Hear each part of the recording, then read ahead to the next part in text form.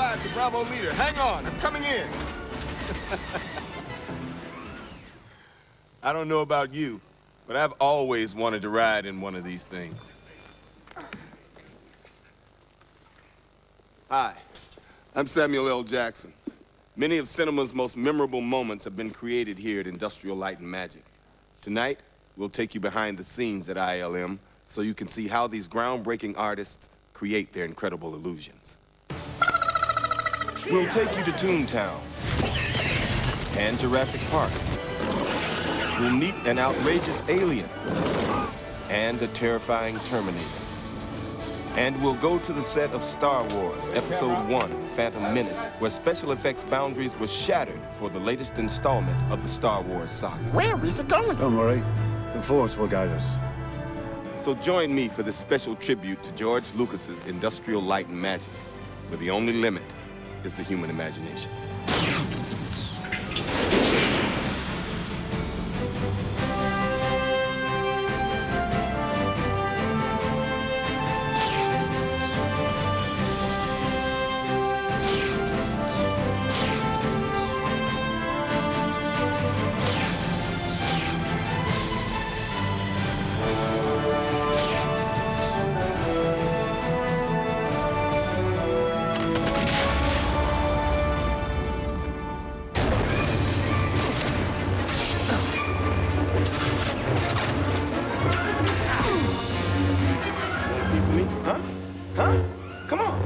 Come on, I see you want to make it. Come on, make your move.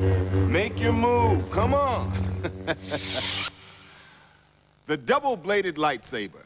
When you absolutely, positively got to kill every droid in the room, except no substitutes.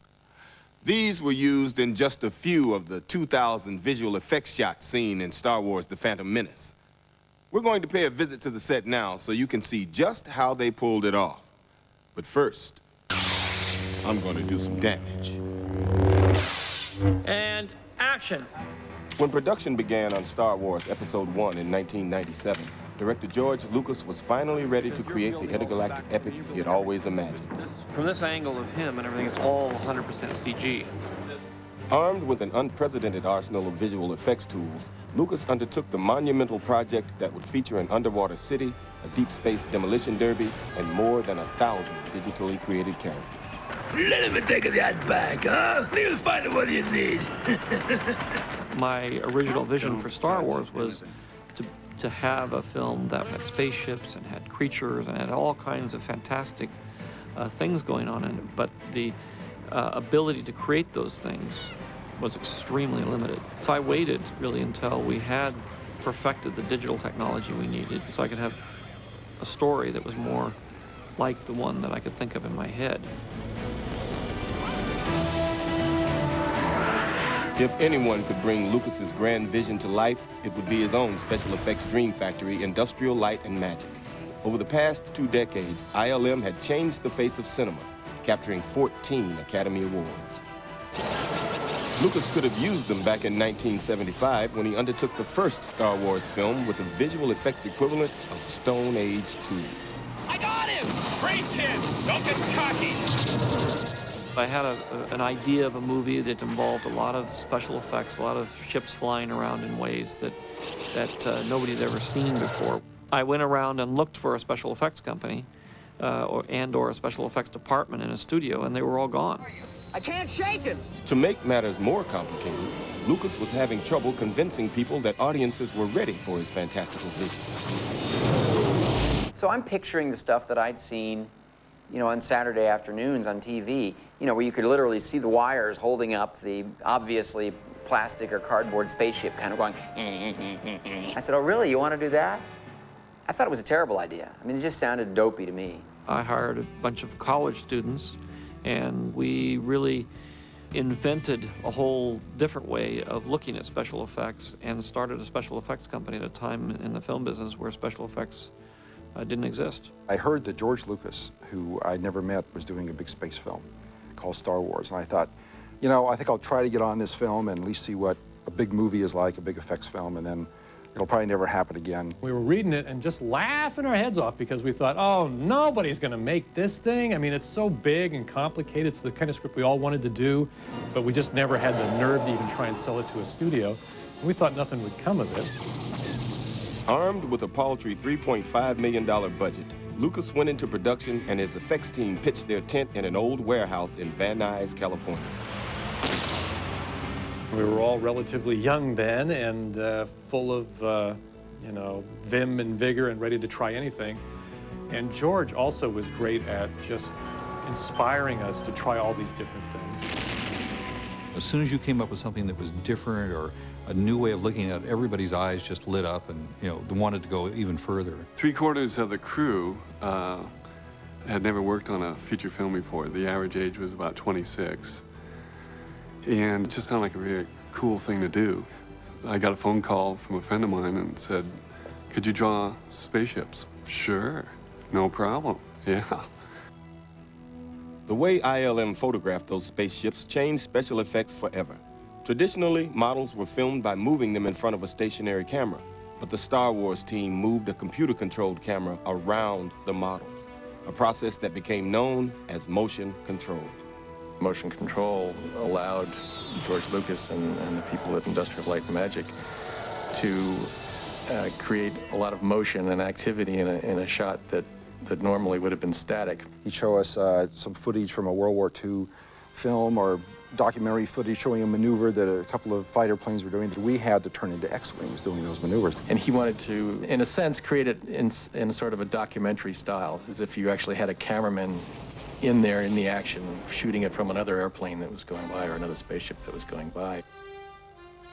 Meanwhile, the cast wasn't exactly convinced that the effects team had perfected this new technology.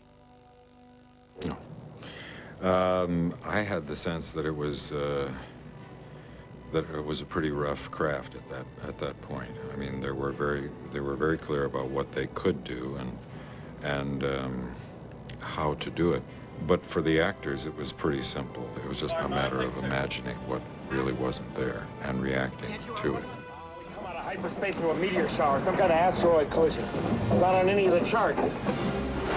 When the film was complete, Lucas and ILM had created a milestone work that silenced doubters and became an international phenomenon.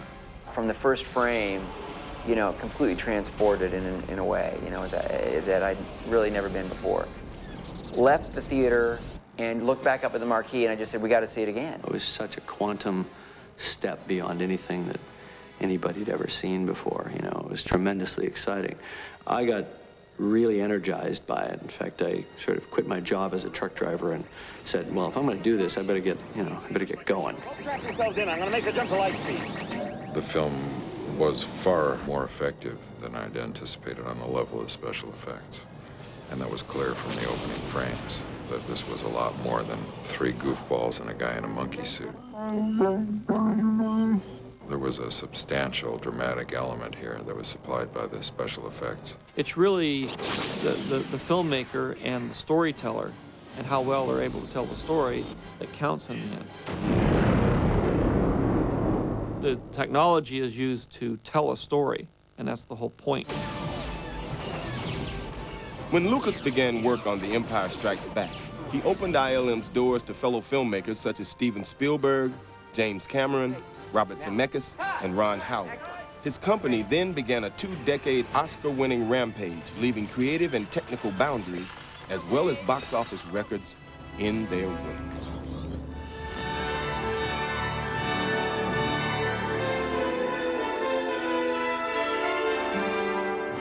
Long before scenes like this make it to the screen, they're designed by visual effects art directors.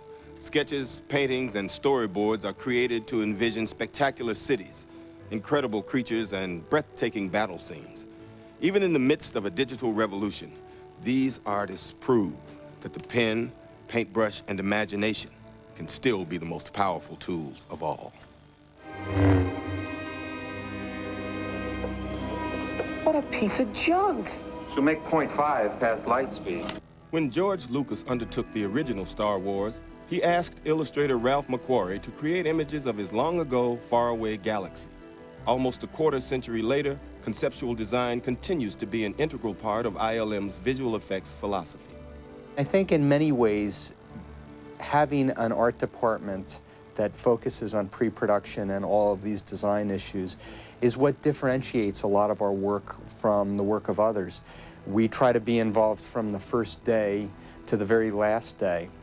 And that influence and that working together and that synergy, I think, really leads to the best results on the screen. After my first meeting with the ILM gang, I was exhilarated because I realized that these were folks who could talk very creatively and find ways to translate what it was you were talking about into reality.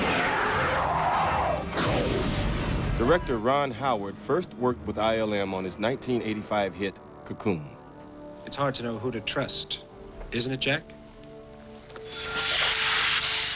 The big challenge there was in trying to create the aliens, the Antarians. And these were going to be genuine characters that you'd be spending some time with on screen, not just a fleeting image here and there, but there were, there were real moments. There were death scenes. They were genuine characters. While ILM depends heavily on pre-production design, when working with some directors like Steven Spielberg, they know they must be prepared to deviate from their carefully laid plans. One of the nice things about him is he's very inspirational when he gets out in the location. He gets all excited about it, and he sort of, says, hey, can I do something like this? And it's an idea that had never been storyboarded, an idea that we've never even known. But it's such a great idea that you just sort of want to try it. I like to be able to, get on a location and react to what's happening around me, because I can storyboard all my movies, which I often have. But when I get the location, sometimes I get 10 more ideas. And an effects guy needs to be flexible in order to allow me the chance to make up some stuff that I didn't think about 4 months earlier. The only thing that helps us to push the envelope is the client coming to us with an idea which has never been done before. And that very element is what helps us to continue to perfect and enhance our ability to produce the effects that we do. As their visual effects imagery has become more layered and complex, ILM has begun to use animated storyboards known as animatics to communicate their ideas. We're doing more and more animatics, which are basically moving storyboards.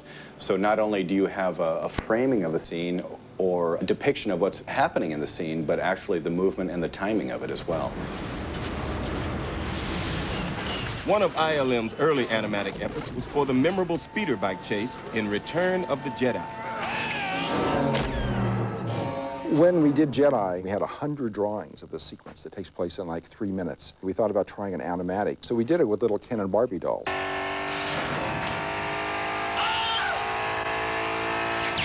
And on this little set that was 4 feet wide and 8 feet long, I could lay out the entire 100 shots of the speeder bike sequence.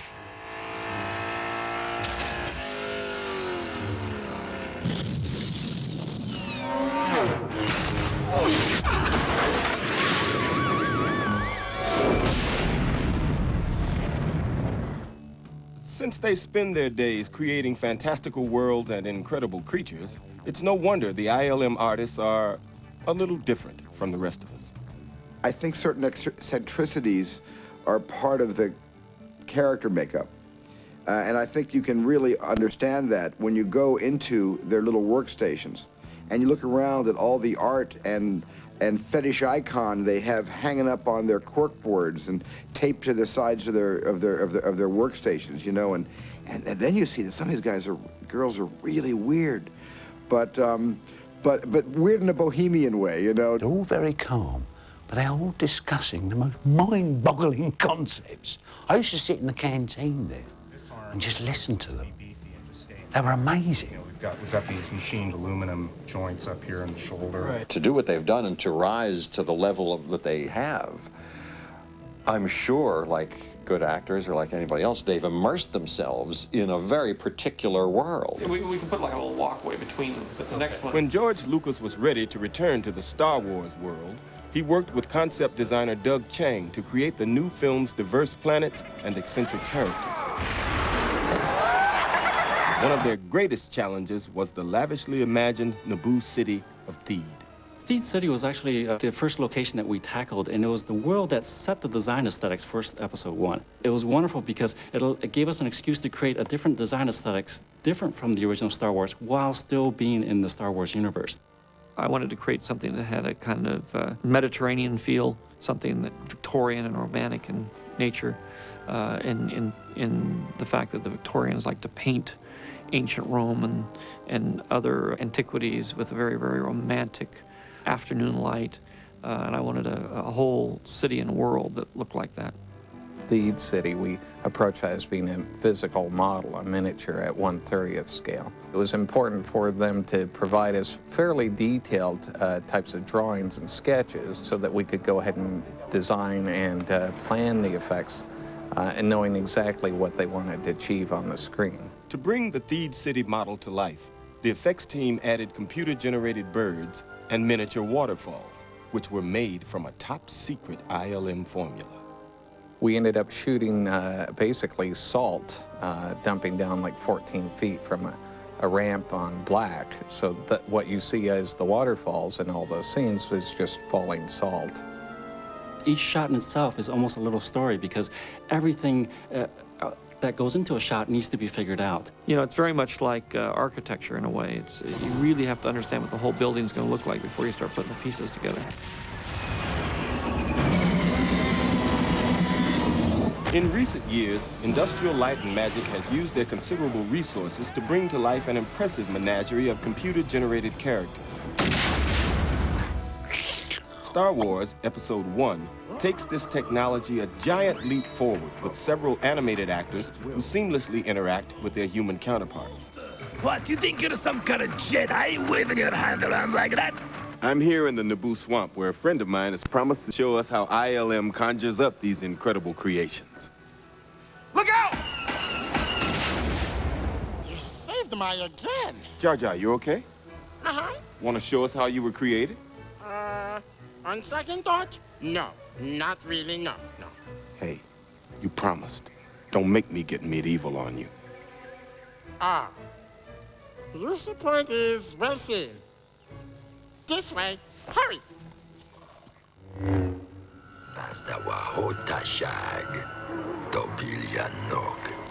Phantom Menace is really the first time we've been able to create photorealistic characters that do act, that are completely created digitally.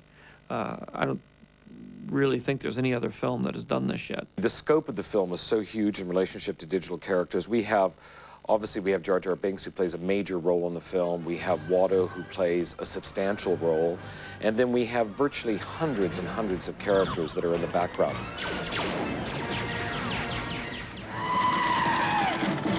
The groundwork for digital characters like Jar Jar and Watto was laid by visual effects legend Ray Harryhausen, who was a master of the stop-motion animation technique. We chose stories like Jason and Sinbad in order to put on the screen something different. And we had to use every trick of the trade that was available at that time. You couldn't go back and refine it the way you can today with the computer. That's what we grew up with, and we never considered it a difficult problem. It was a problem to solve. Early efforts in computer animation were made by Lucasfilm's Pixar Group, which would later form a new company and create such films as Toy Story. Hello? Dennis Murin from ILM came to us and said, you know, we're doing effects for this new film, Young Sherlock Holmes, and there's one effect that, frankly, we don't know how to do. And it's a stained glass window where there's a knight in it, and the knight is supposed to jump out and menace this old priest.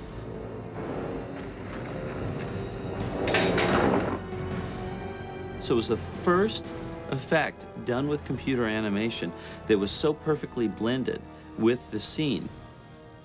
People didn't know how it was done. And that really opened the door for using computers in special effects.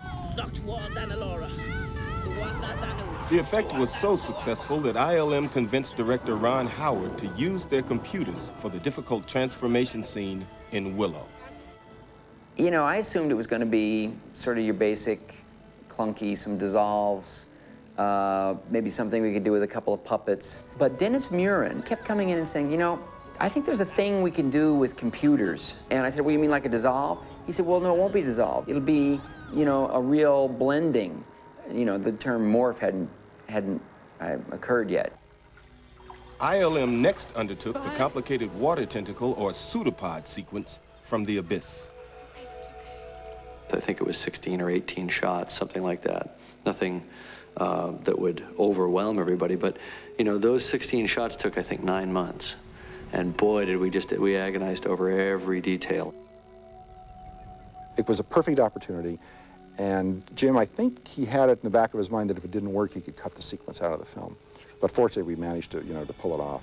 It was a whole other order of magnitude when we did T2, and you have the nemesis of the film is entirely predicated on these effects working. Terminator 2 Judgment Day upped the stakes considerably by adding ILM's artistry to Robert Patrick's menacing performance. Get out. We didn't want him to be robotic. We wanted him to have a litheness and a fluidity that then had to translate into the animation. So Robert and I worked on his physical performance, his looks, his mannerisms.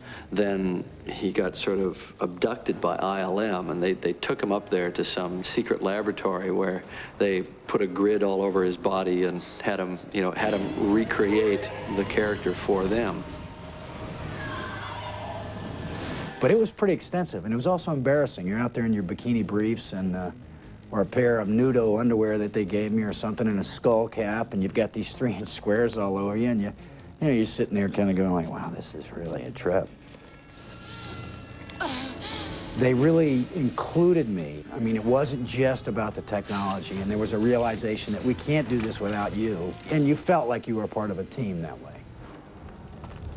I think that's the great moment in the course of any visual effects project, where you take that kind of leap of faith that you have a good enough team, that you've done the steps up to that point that allow you to project the trajectory of your technology to the next level.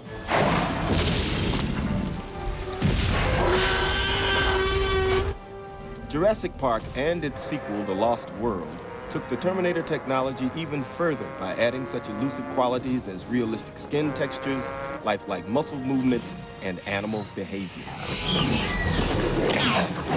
I think the pivotal moment in the development of digital technology in film was Jurassic Park.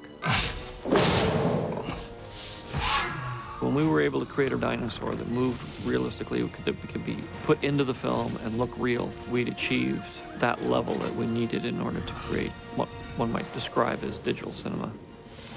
To convince director Steven Spielberg they could create the film's dinosaurs with computer graphics, Dennis Muren and his team created this test footage. When he brought the test out to show me, I said Jurassic Park is going to be great. I mean, it's going to be, at least effects-wise, it's going to be amazing. People are going to really believe the dinosaurs are walking the earth today. Each dinosaur had its own character, and so we had to really get into animation, how we were going to communicate this behavior on the screen. They got to have intent behind their eyes. These are not monsters, they're living animals. Like Frankenstein, they take from nothing, you know, and something inanimate, and they make it into for all the world, to create the illusion of something live and living. It's an amazing thing. I think that's what's so exciting about using this medium of computer animation. The audience knows it doesn't exist, but you can use the computer tools to make it look absolutely believable. And that's what ILM continues to do, and it astounds us all. ILM's most astounding characters to date are the scene-stealing synthespians that populate Star Wars Episode 1. I mean, 5 years ago, we would not have been able to bring Jar Jar to the life like we have. We could not do clothing. We could not make the wind blow his ears. We couldn't do the numbers of characters we're putting on the screen at the same time, and there's no way we would have been able to get it done in the time period. Each of Jar Jar's 323 shots had to be carefully planned and choreographed by an ILM team headed up by effects supervisor John Knoll. Present should focus, stay just on Liam. Lucas made these difficult scenes more comfortable for his human cast by bringing Ahmed Best, the voice of Jar Jar, to the London set. It wouldn't have really worked too well if there wasn't somebody there acting, you know, whether or not I was in the suit or not. If it's a lot harder to react to air than it is to react to somebody giving you something. I like to use stand-in characters, use the actors who are going to play the digital parts, be on the set, say their lines, and interact with the live actors. George would shoot a sequence with Ahmed in the scene, acting and interacting, and once the actors were comfortable with that, he would then remove Ahmed and shoot some clean versions, meaning Jar Jar Ahmed wasn't there, so that we had room to put our character in there. Misa hating crunching. That's the last thing Misa want. Once each scene was filmed, ILM's animators began their work on the computer-generated performances. It was really important for them to get in the head of the character. They really had to understand Jar Jar, and some of them who were confused a lot of the time didn't have a problem getting into Jar Jar's head because he was confused most of the movie. The visual effects team used a series of character animation tools and lip-sync reference materials to infuse Jar Jar with dead-on accurate dialogue and dynamic physical behaviors.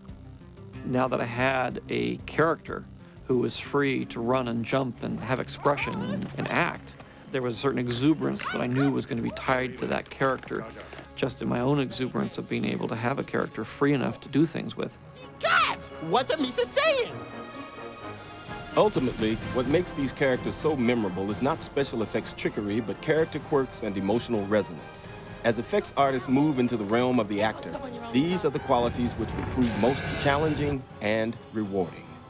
When we're getting into characters, we're actually giving emotions in different levels to the work than we've done before, more complicated emotions. And I think that's more like what's at the heart of storytelling.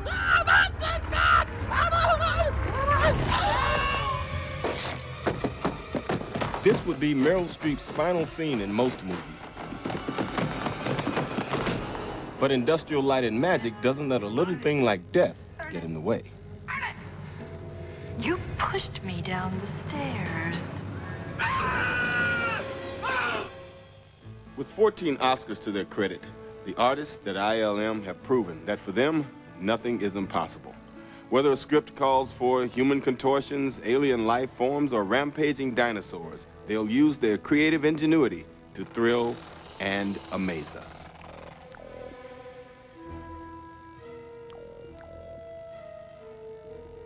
Hey, put my butt back where it belongs.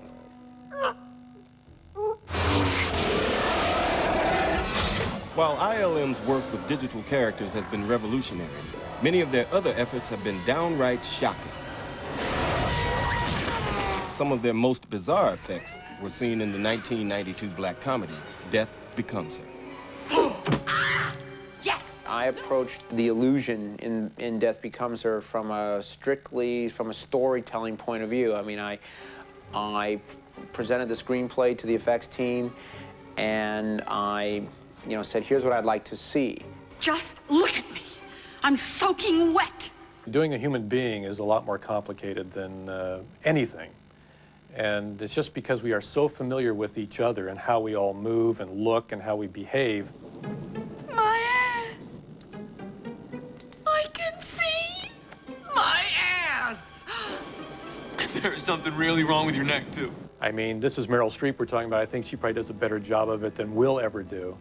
And so we wound up shooting her face, as you know, with the blue screen of her head and then shooting her body on the set. That was wild because we had to come in on one day and shoot the scene. It happened to be the day my mother was visiting the set. So I was trying to explain this to her. She said, why the hell do you have a bag over your head? I come to watch you, they pay you all this money, you're acting with a bag over your head. And I said, well, Bob says it will all go together. I just have to make a telephone call. Oh, no. In Forrest Gump, ILM used their human-altering wizardry to even more dramatic effect when they digitally removed the legs of star Gary Sinise for more than half the film.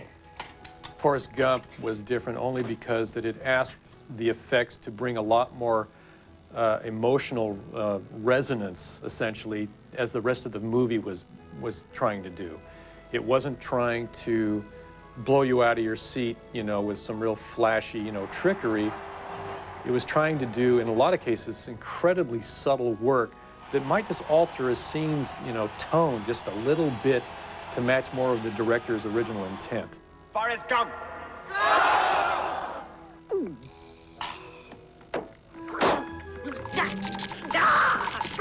While computers have helped ILM in recent years, the amazing Who Framed Roger Rabbit was completed in the pre-digital dark ages of special effects.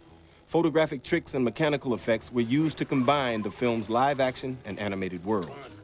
Jeepers, Eddie, I was thrilled. You saved my life. How can I ever repay you? My overall goal in Roger Rabbit was to make sure that the audience completely forgot that they were watching spectacular special effects, that they would be just completely involved in the emotional story of this rabbit. The one thing that does sell a created character as being in the scene is if they move objects around and have interaction with a human and so forth. The film's technical demands often required star Bob Hoskins to alter his performance to accommodate the demands of his animated co-star. If I grabbed the rabbit like that, right, I've just cost the company $100 grand because they've got to paint the rabbit through my fingers, right, on celluloid with tiny little paintbrushes. If I grab him like that, it's clean. Now that you're in this, Bob, you know, I guess we're committed to shooting this. I hope you went to the bathroom. There's one scene where I had this sort of cage, you know, inside of a raincoat that moved in different ways and sort of, you know, things came out. But tell me, Eddie, is that a rabbit in your pocket or you just happy to see me?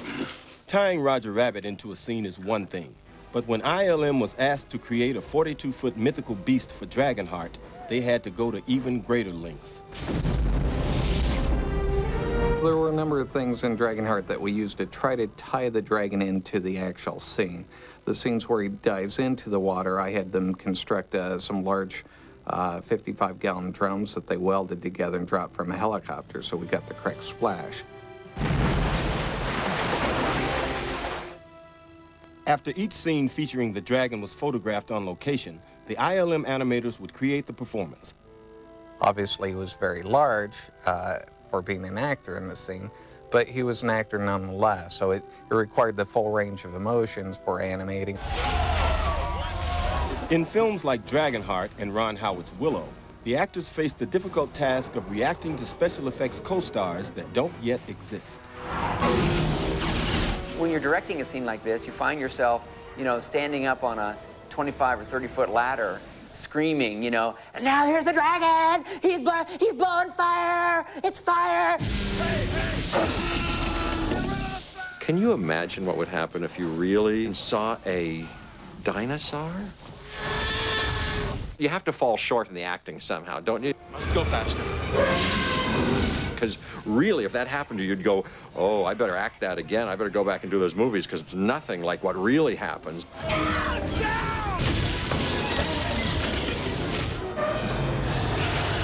In the hit comedy Men in Black, star Will Smith had to envision an even more outrageous co-star when he had a close encounter with one of ILM's creations. There's only one way off of this planet, baby, and that's through me.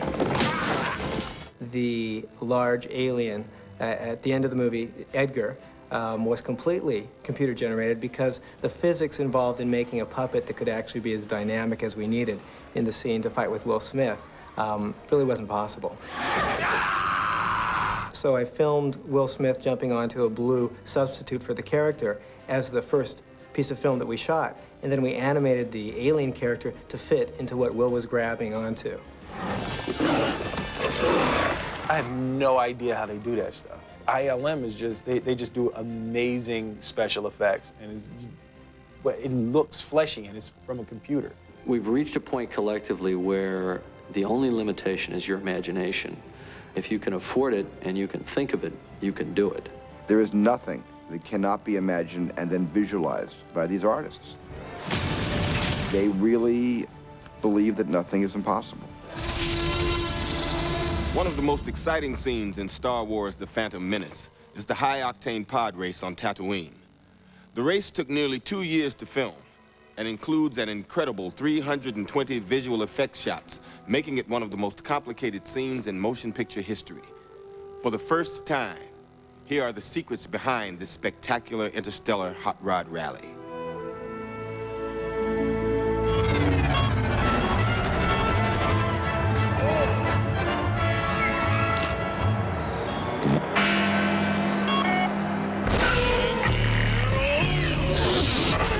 When I was young, cars were very important to me. Speed and racing became an extreme fascination for me from the age of about 13 on.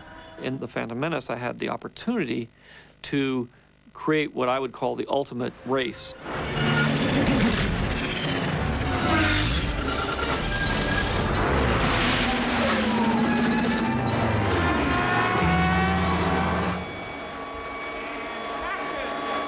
To plan the 500-mile-per-hour race, an elaborate animatic was created illustrating each shot in the scene. The finished test footage projected the difficult high-velocity sequence in an action-packed moving storyboard. Film is inherently a moving medium, and storyboards don't express that fully. So, especially in the example of the pod race, we decided to create these computer-generated animatics to put the storyboards in motion. They edited the whole thing together, got a really good idea of the timing and pace and the speeds that were involved and exactly what shots were necessary to tell the story. And that was tremendously useful to us. I mean, a lot of our shots are direct duplicates of the animatics.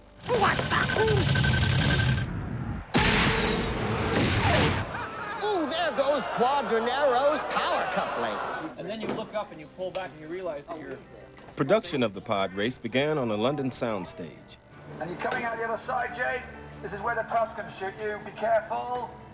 Anakin Skywalker, played by Jake Lloyd, was filmed against a neutral green screen background, with motion provided by the on-set crew. Flying through the canyon, Jake. Flying through the canyon. But these shapes, Back at ILM, the effects team created the treacherous background terrains seen throughout the 500-mile race. We knew we could shoot everything on a helicopter, and we could go to various different locations to try and create the whole arena of where we were going to shoot. But as the storyboards became more and more real, John Knoll turned to me and he said, you know, I think I can do this all in computer graphics. It's desert terrain that doesn't really exist anywhere in the world. And the speed that we're traveling, we couldn't really set up a big model. The only real solution we had was to do the terrains computer generated. In addition to the backgrounds, ILM also had to fabricate Anakin's racing rivals and their outlandish vehicles. Every pod is completely different. There are no shared parts between them. The idea is that a lot of these were supposed to be kind of hand-tinkered together in backyards. Some of them are more well-funded racing teams, but they're all really different. And we tried to make them all fly a little bit different. We only real tangible models for when they were stationary, and they were used in a couple of shots on the, again, stationary on the starting grid. But everything else that's in motion was a computer graphic version of each of those engines and pods. The most dramatic shots in the scene are the high-speed, end-over-end, bone-jarring crashes endured by the more unfortunate competitors. Logistically, it became such an expensive appearing nightmare that John decided to try and see what we could do in computer graphics, and I think the results are amazing. The effects team used realistic computer simulations to create the dynamic Formula One-style crashes. It's not a lot of flame. That's not really what it's about. It's about inertia. These things hit, and they just sort of keep going, and parts shred off of them, and they tumble, and pieces go everywhere.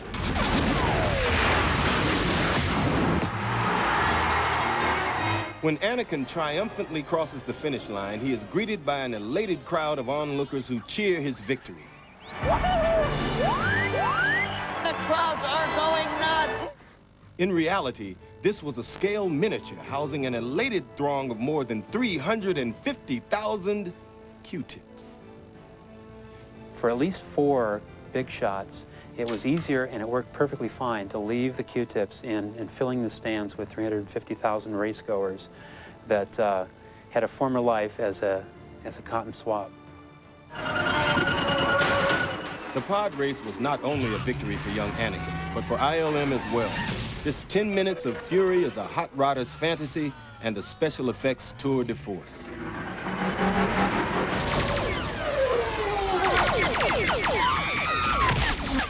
For nearly 25 years, Industrial Light and Magic has captivated audiences with their unique blend of groundbreaking technology and dazzling creative artistry. But some of their most exciting work may still be ahead of them. In the future, we expect to diversify into doing digital feature animation. We will hopefully be doing projects that are created completely in the computers. You know, I think given enough time and money, you can do probably just about anything. I think we could do a person. ILM will continue to explore new territory, but don't look for the next Star Wars film to be driven by special effects. You're a funny little boy. The next film ultimately is a love story. It'll still have some digital characters. Jar Jar will probably be back, but it's not going to expand the state of the art. I'm simply going to continue to tell the story and using those tools. While Star Wars will forever be ILM's legacy, their impressive and diverse body of work transcends any single project. They have become an unparalleled artistic entity, ready to infuse any film with creative firepower.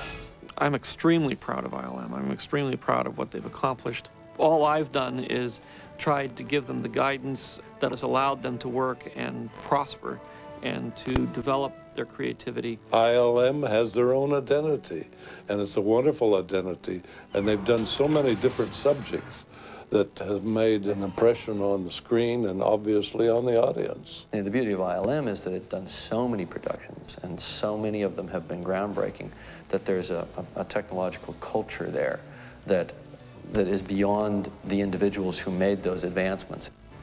It's always going to come back to story and character and creating an experience, but how people watch it and what they can see is going to change and evolve, and if George has anything to do with it, I suspect ILM will be right at the center of all that. ILM has given a tremendous gift to the world, and especially to the world of filmmaking and filmmakers. They have freed our imaginations, and they have allowed us to dream and be guaranteed that our dreams will come true on the screen.